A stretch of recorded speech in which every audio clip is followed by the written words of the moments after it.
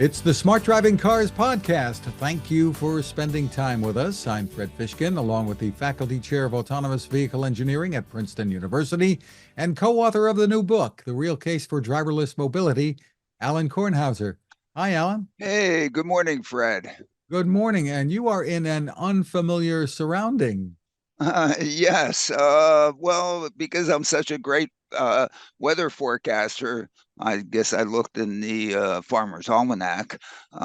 Texas was supposed to be the place to be for clear skies on Eclipse Day, and so we're Elizabeth and I are down here next at a place that our next door neighbors in Princeton happen to have here in Texas. And oh my goodness, what a nice place! Our first visit, and but who knows what the weather's going to be? Whatever. I Just need guess some cooperation with the weather. That's all to make yeah, this work. maybe, or we can just enjoy the eclipse under the clouds. Whatever, it'll get dark here. All these birds around here are going to go nuts anyway. So I've never experienced an eclipse under the clouds. I've experienced two, boom, without clouds. But whatever. Well, you can always wait 20 years and go back, right? Or whatever it is. Guess what, Fred? Right there with you, Alan. Do you think you can see the eclipse from a pine box that in the hole? I mean, ooh, whatever. Maybe we become part of the eclipse. Who knows? Too crazy. That's kind of cosmic. Okay. Yeah. Well, turning to the latest smart driving car newsletter, on top, Teslarati reports that Elon Musk has reiterated his FSD licensing offer to other automakers. Boy, that's interesting. I mean, it's interesting. It's interesting, I guess. I guess it really, in some sense, um, I guess it's interesting. I mean, years It, ago, I think he said something about doing a lot of stuff that he would make open source. Uh, Right, right, and of course, I mean, you make it open source, but you should also get value out of the IP that you have. So the licensing aspect of it deserves to have a revenue stream associated with it. And I guess the interesting thing about this is that for another OEM to take them up on it, the end customer in paying probably can't pay Elon what he might get from a Tesla customer, which is, I guess, currently priced at my understanding, 12K lifetime license or $200 a month. But that's not just the software. That's the whole system integrated into the vehicle, and so it includes, in addition to the software, of course, the sensors, the actuators, the computers, the installation of all that into something that then you put the software on top. Almost has to include over-the-air updating. Why? Because just like my iPhone was updated last night. If I want to continue to be a customer of Apple and continue to use their iPhone, they realize that my goodness, maybe because they have a bug that they found, or maybe they just want to improve the way that they serve me as a customer. Hey, it gets updated. I mean, that's the world of software that we're in today. And it's kind of amazing that I guess all OEMs are going to that.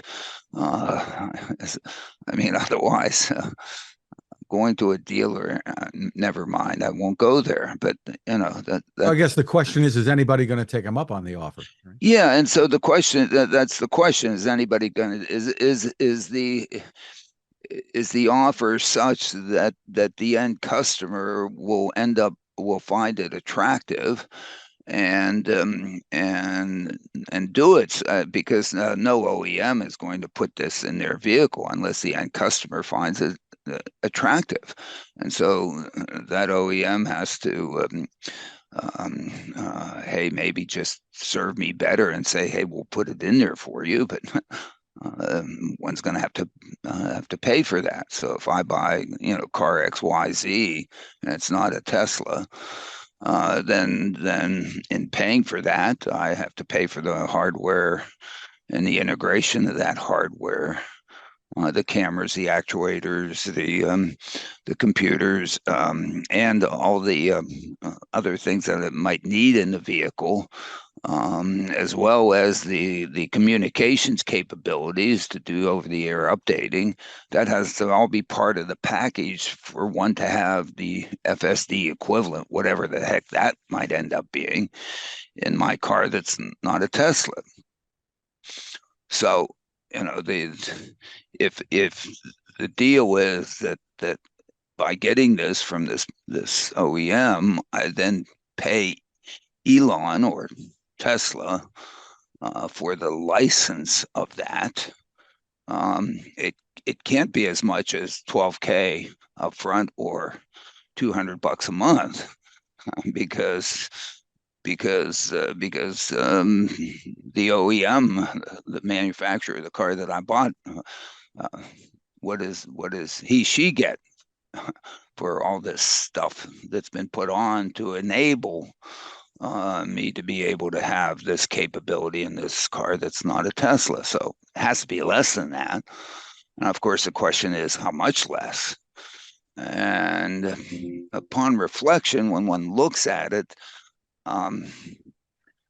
maybe the OEM doesn't have to do all that much to accommodate this, because of course the sensors, actuators, and maybe the computer, but although it probably needs a better computer, the OEM's putting in the car anyway to be automated, to do automated emergency braking and that kind of functionality that I think every OEM is going to end up putting as sort of the basic safety aspects and mechanisms Right, in the the lane car. keeping and everything else, right? Well, not the That, lane that, keeping, but that's standard almost today. it may, well, no, I don't think lane keeping. I haven't found it standard in other cars. I mean, you know, sure, the lane warning, which is, Well, that's please what I mean. don't do that for me. I mean, but never mind. We aren't going to go spend the time to discuss that one again. But certainly the supposedly all the OEMs that said something like by 2021 they would have all the wherewithal in cars to do automated emergency braking. Whether or not they've achieved that yet, I don't think so.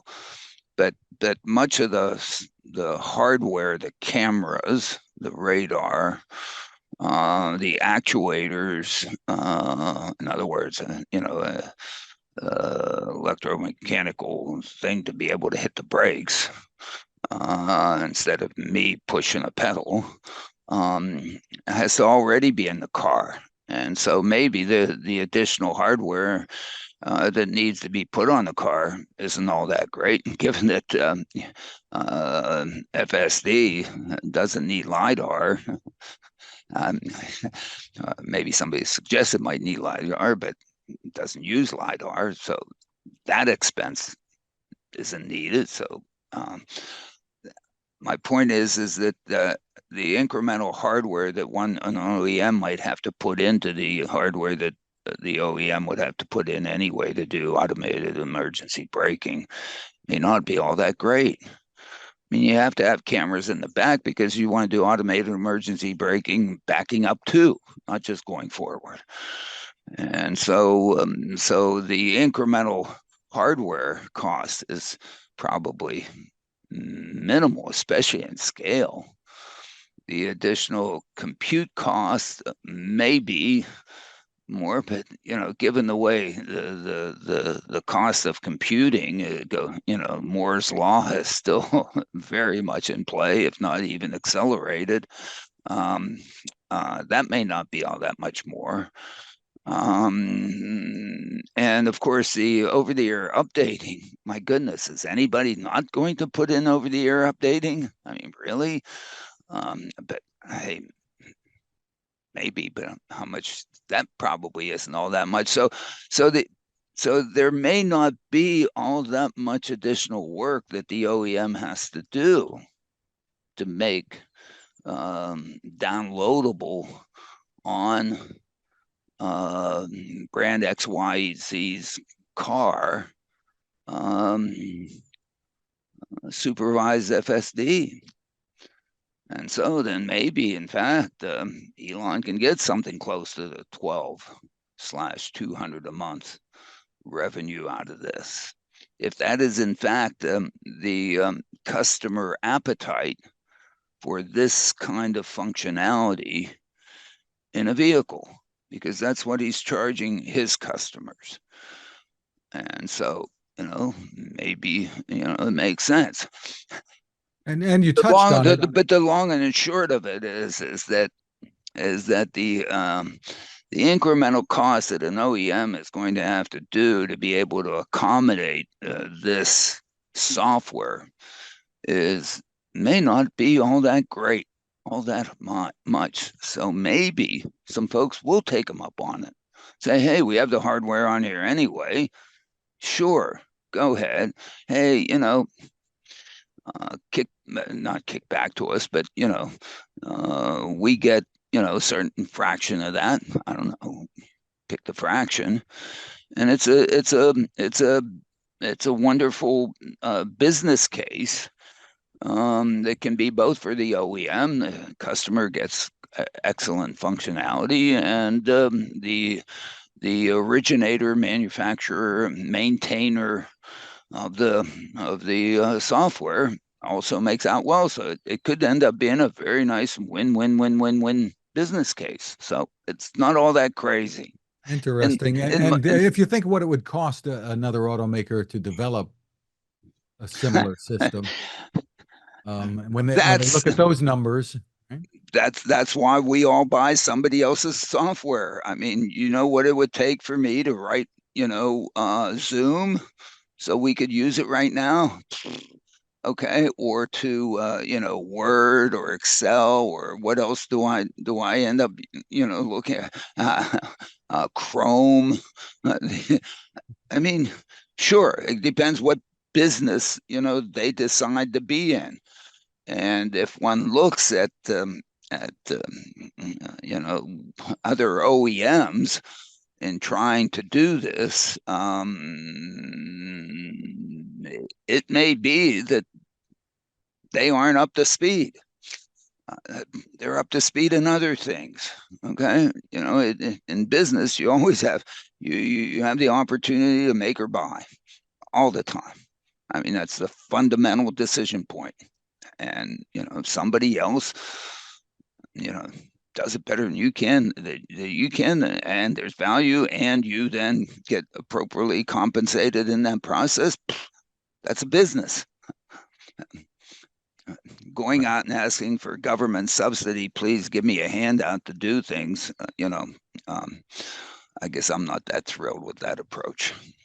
Meanwhile, and you alluded to it, Tesla is out with they now call it supervised FSD, and they've dropped beta from the name, and they're saying this is no longer beta software. Yeah, and that's they're trying to rebrand this. I mean, how many other, take any other company who had a name that somehow all of a sudden was just getting them into trouble semantically, and and went through a rebranding. This is I don't know if this can be called a classic rebranding process, or where Harvard Business School will decide to do a whole Harvard Business School program, or whatever the heck they call those things at Harvard Business School. How do you rebrand your company? I mean, this almost looks like a classic scenario of, oh my goodness, we thought we had a good name. We have what we think is a really good product, but we have to escape this this, oh my goodness. It reminds me of when I was doing turn by turn, when we were trying to do turn by turn navigation, trying to figure out what the heck to call it. I'm up there. I was going to call it guiding angel. Can you imagine if we would have really done that? Oh, gotta be. I mean, I don't know. I mean, to me, it sounded like really it's was such a good name. We instead chose co-pilot, which turned out to be. Uh, but It's it's so good. It's amazing. so good. Microsoft and Yeah, others I are mean, using it. everybody's stealing the darn thing, and come on, give me a break. I deserve, well, I don't deserve anything, I guess. Hey, I got more than I deserved. I'm a pretty happy camper. Look at where I am. If only the clouds are hopefully today and not tomorrow. You never know. You never You know. never know. So, meanwhile, after Reuters reported that Tesla was ditching plans for a $25,000 model, Musk turns around and says that's not true, and he's going to unveil a robotaxi on August 8th. Yeah, and I can't wait till August 8th. Another trip I to mean, Texas. uh, I don't know, wherever he's at. If I can get in, I'm going to be knocking on the door. I want to go to that announcement. I mean, I have to go to the fourth launch of Starship. I have all these things to do. Um, yeah, it's very interesting.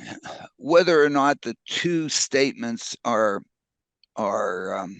related, I don't know.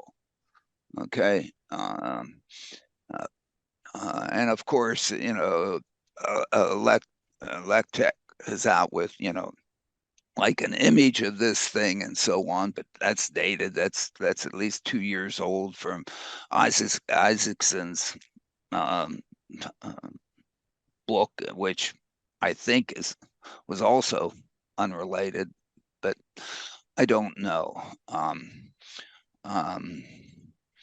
but if they do come out with a robo taxi that is focused, which is what a robo taxi should be focused on, giving rides to people who need rides, then I'm not so sure that what is sketched out in LETEC, and I didn't put it in smart driving cars because I'm going to give up on the come on man section. There are just too many, there's no, I'm tired. I just don't want to do that anymore. We're just going to focus on what I think is substantive stuff that's out there. The no noise and the clickbait and all that stuff is just too overwhelming, and we got to move on from that. But More it'll Tesla be headlines, obviously, this week, too. I mean, The Verge reporting that Tesla is dragging Apple into its upcoming fatal autopilot crash that involved an Apple engineer who, it turns out, was playing a video game in the vehicle. well, it may. I mean, that's what's alleged. I don't That's know that we right. can say it turns That's the out. I mean, reporting. who knows Right. what there's so much rewriting of history and whatever and so on. But of course, the courts really do try to determine what really did happen and didn't happen, and all that. You know, I mean, in that one, and it gets to the NHTSA article with respect to yes, we've improved in safety, and yes, NHTSA's out there trying to deal with some of the misbehavior that's associated with the carnage that takes place on our highways today. Um, uh, and at I think least, you're alluding to their new "Put the Phone Away or Pay" campaign. yeah, put the phone away and pay campaign. Yeah, Or pay. please do that. Sure, or pay. Sure, but I mean, a $5 million campaign. I mean, come on. I mean, isn't that like chump change?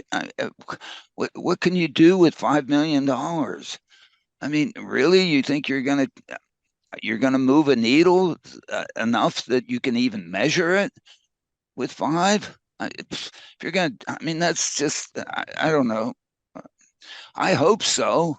I hope you're that good. I hope these such messages do it. But if you look at and I'm guilty of it. I'm going down the road, I'm driving, I'm trying to use my phone, or and your phone comes up on the iPhone, and all I have to do is I'm not hit the I'm not driving button, and the thing comes alive.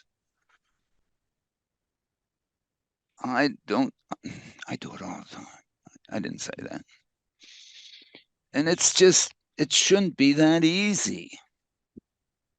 And in fact, I would think that what I don't know. I didn't go into the details, but I would think that Tesla is out there saying, "Hey, look, every time I hit that button, I suspect my phone knows it.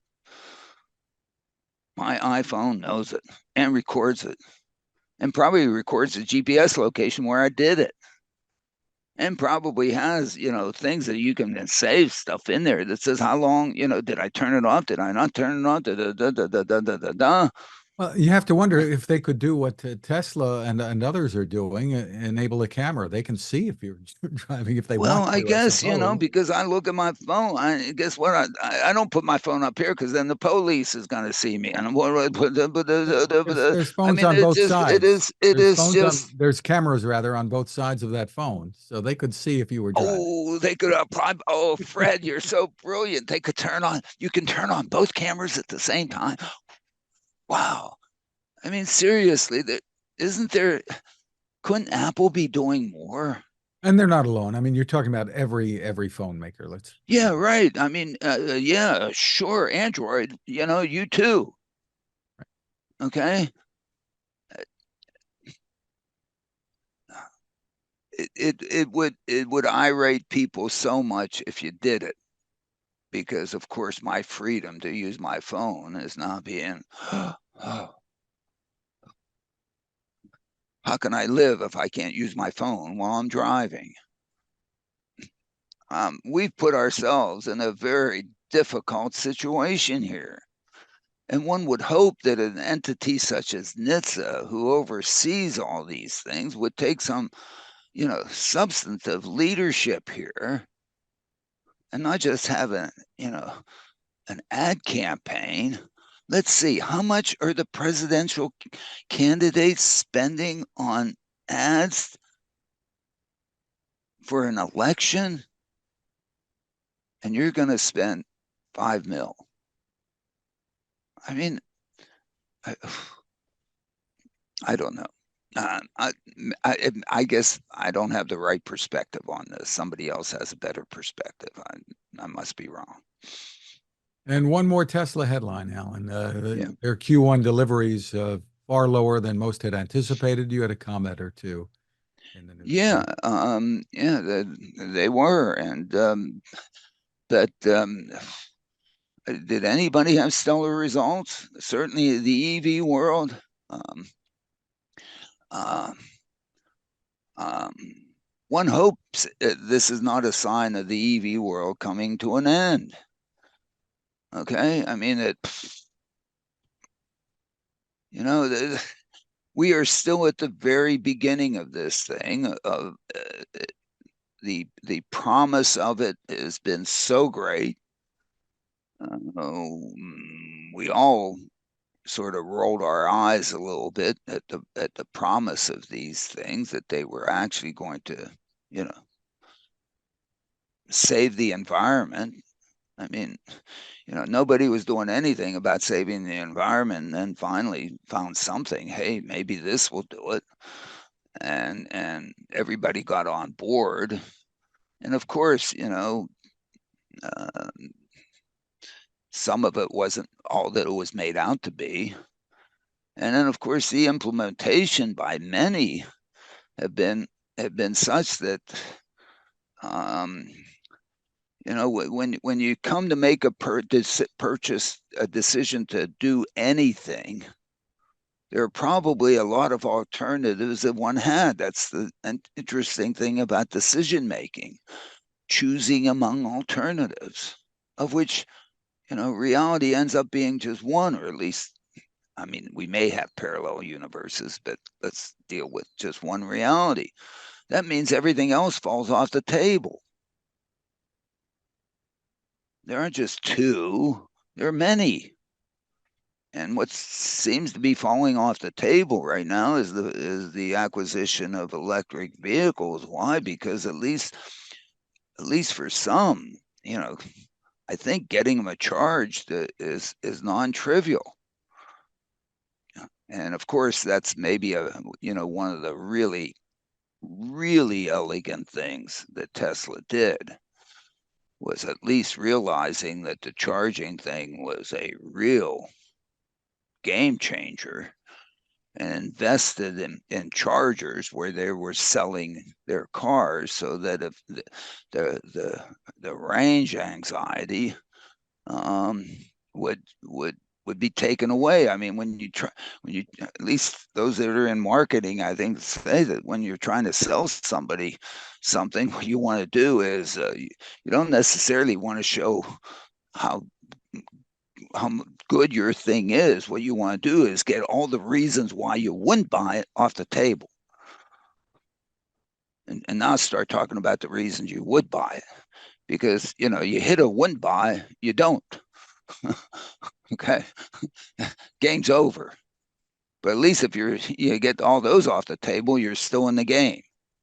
And the charging thing is critical. So I mean, Elizabeth and I come down here, can't get it, of course, didn't plan soon enough, didn't look at the Farmer's Almanac soon enough to realize that this is where to be. And of course, the flights to Austin, Texas, and San Antonio completely booked. So we could only get as far as Houston, had to rent a car. And so, who rent a car? I mean, I don't know what I paid, but it was close to an infinite amount for a manager special because that was all that was being offered. Their choice of what they would give me, I couldn't even choose, but I would get the manager special when I showed up to get the car. And so I showed up at the counter. Hi, I paid a lot. I get the manager special. And they said, "Oh, yes, we have an EV for you." I said, "Oh, okay, it's a Tesla." No. Oh, what? I don't even I may not know how to charge a Tesla, but I would hope that I think at least from you, Fred, you've told me that it tells you where to go. Okay. Uh, what? What? And I ended up paying more money to get a non-EV. Now, I'm not representative of the buying public, and I don't want to suggest that I am representative of the buying public. But my goodness, you know, everybody else is trying to sell an EV, or, I mean, how do rental car companies have non-Teslas as EVs? I mean, where do you charge them when you have to return them to the airport? I got to catch a plane. Oh, I mean, it must be. I don't know. There must be My such experience with stories. my What? experience with a non-Tesla vehicle was not great. An Yeah, EV, but with a Tesla, there's not an yeah, issue. yeah. But you're an owner. I'm a renter. Right. Okay. I don't use these things. I'm so bad. Uh, I went to a gas station in Pennsylvania, pulled up to the gas pump, and I didn't see an attendant come, and so I left the gas station. I thought it was closed because I'm from New Jersey. We don't pump our gas. Heck, Oh you're not my even goodness! allowed to if Not you want to, right? Yeah. apparently we're not allowed to. Although some of us, it's like, well, but, I mean, now here you have a world of automobile owners who either know how to pump their their own gas or know that somebody's going to pump them. At least know see gas station, essentially every 5 feet. All of a sudden, have to go to something and have it charged up when you return it to the counter at the airport. I mean, it must be. I don't. I don't even want to look for videos because you don't know. But it's one guy making it up or Chat GPT or who knows what. But my imagination is whatever. It's, You have to it's, think about this of course. when you do this stuff, and you have to realize that these are, And Tesla built out that infrastructure uh, at the same time that they started selling vehicles. uh, yeah, And it they was continued. brilliant looking back. I mean, in a Harvard Business School business case of all this, I hope they put in there. You got to look back at the brilliance of just that. Or at least I think it's brilliant, as well as all the great equations and deep learning and gazillion coefficient regress to optimality and all the mathematical stuff that we do. Alan, you were kind enough to link to a recent Techstination report, which I produce, headlined "NVIDIA Automotive VP says AI and more just getting started," and that was based on an interview with Danny Shapiro on this podcast. Yeah, yeah, and it's nice of you to put that on, and hopeful to have Dan Shapiro at the summit. And Dan's going to be in my class on Wednesday, and you know, boy, do I think I didn't teach a good class, but I had some good people in that class, and we had three CEOs in a row, and not Danny, and uh, I'm having, I'm learning. I should pay tuition. Damn it! I'm gonna have to send Princeton a tuition check. Yipes, that's expensive. No, cheap at twice the cost. That's terrific, and we're hoping we'll be able to see him at the Yeah, summit. I'm And hopeful. speaking of the summit, that's gosh, coming up fast, end of Yeah, May. it's coming up fast, and the program is getting aligned. I think we've decided to we it's going to be intense, and we want it intense with people that are engaged. I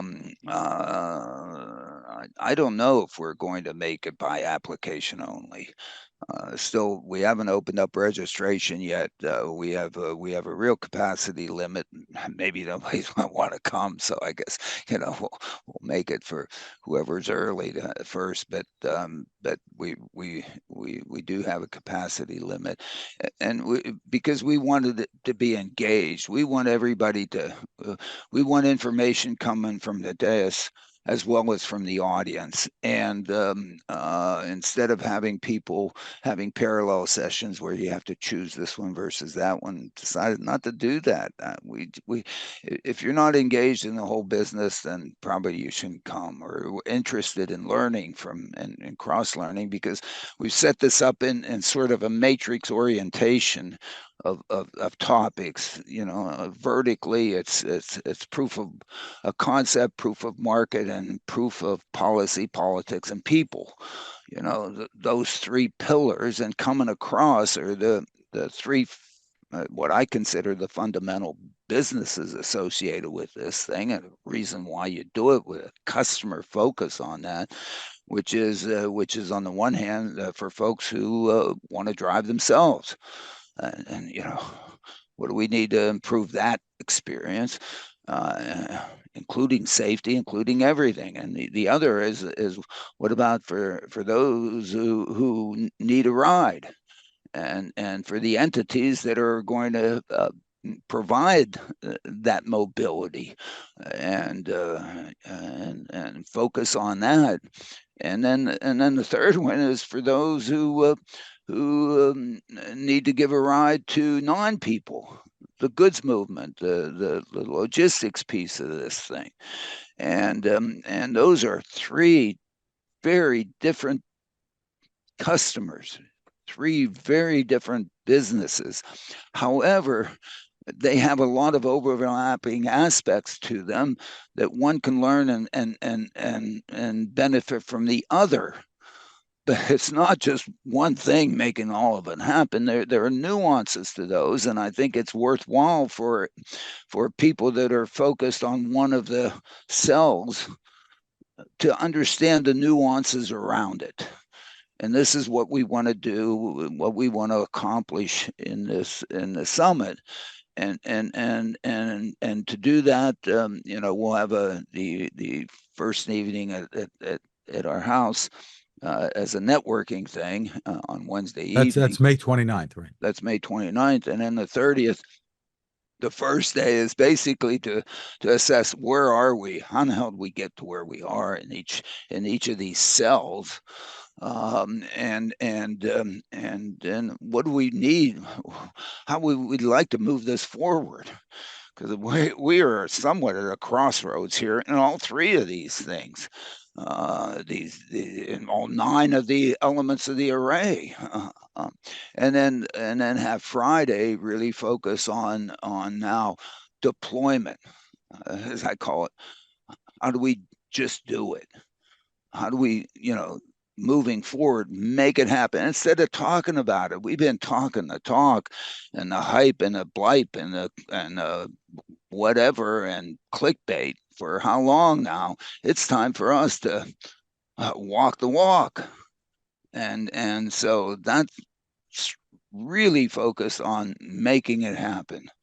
And so it's really the focus of the book that Michael Senna and I wrote, although that's focused really on giving rides to people, although it has all the other elements in it, okay, and discusses all the other elements, but the focus is really just that one, but have the others, and to do it with not only the people that are on the program, but also the people that are in attendance. So it's not just that the people in attendance are going to sit there and it's going to be one-way information and they're going to be preached to. I mean, we're going to bring them. We're going to try to bring them all in together. That's the effort. That's to me that accomplishes something, and will accomplish and help everybody who chooses to come, as well as those that are invited to come, and make it, it'll be a somewhat family type affair and all that stuff, and but that's the way it should be, I think, and it is. It is a little different than most of the other conferences of this type. And the place to go for more info is smartdrivingcar.com? Yeah, smartdrivingcar.com. We haven't put out we're still working on, I'm still working on the program with others. Really, we have some very good people coming, and hopefully we'll have some very good people attending. But part of the cost of attendance is participation. Okay, it's not just buying the ticket, which makes it even more valuable. Well, I think so, and and if we really if people want stepped up and sponsored it, we'd make it. We then would only want the people that came to just personally participate and engage. The intent is to have engagement in this. Terrific. Well, we want to thank the special guests who've been flitting around behind you. They have been. The hummingbirds are all over. I am I'm in hummingbird heaven. Have they been coming around my head? We've been watching the whole podcast. Darn it, they stole the show. Again, you can find us at smartdrivingcar.com. Also, wherever you turn to for podcasts, Spotify, TuneIn, Apple. We're now on YouTube Music as well, their podcast channel. You can find us there. You can get smart speakers to play us. And you can find my tech reports again at Techstination.com. I'm Fred Fishkin along with Alain Kornhauser. Thanks for listening or watching. Please continue to stay safe and stay safe. Hopefully you'll be able to view the eclipse. Well, I think it will get dark anyway. Supposedly, but I'm glad that happens every night. Yeah, I'm glad the clouds are here today, because maybe they'll be gone tomorrow. But whatever. Everybody enjoy the eclipse and be very careful, especially those of you who live in the Northeast. I can't imagine what the roads in New York State are going to be like. I'm suggesting they might end up being worse than Woodstock, but And be kind to everybody around you too, because it may be a struggle for you to get to totality here.